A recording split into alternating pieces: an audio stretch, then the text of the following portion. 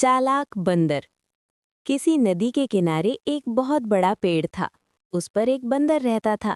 उस पेड़ पर बड़े मीठे फल लगते थे। बंदर उन्हें भरपेट खाता और मौज उड़ाता। वो अकेले ही मजे में दिन गुजार रहा था। एक दिन एक मगरमच्छ उस नदी में से पेड़ के नीचे आया।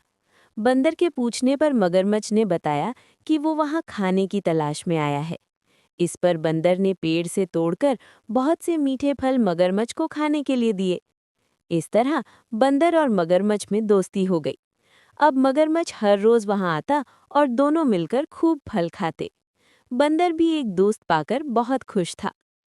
एक दिन बात बात में मगरमच्छ ने बंदर को बताया कि उसकी एक पत्नी है जो नदी के उस पार उनके घर में रहती है। तब बंदर ने उस दिन बहुत से मीठे फल मगरमच्छ को उसकी पत्नी के लिए साथ ले जाने के लिए दिए। इस तरह मगरमच्छ रोज जी भरकर फल खाता और अपनी पत्नी के लिए भी लेकर जाता। मगरमच्छ की पत्नी को फल खाना तो अच्छा लगता, पर पति का देर से घर लौटना पसंद नहीं था। एक दिन मगरमच्छ की पत्नी ने मगरमच्छ से कहा कि अगर वो बंदर रोज रोज इतने मीठे फल खाता है तो उसका कलेजा कितना मीठा होगा। मैं उसका कलेजा खाऊंगी।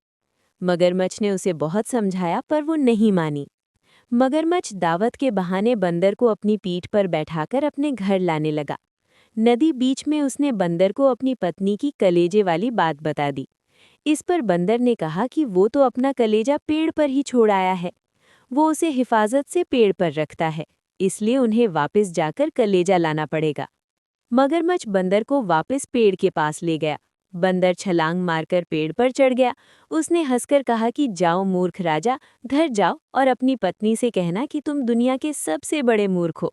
भला कोई भी अपना कलेजा निकाल कर अलग रख सकता है।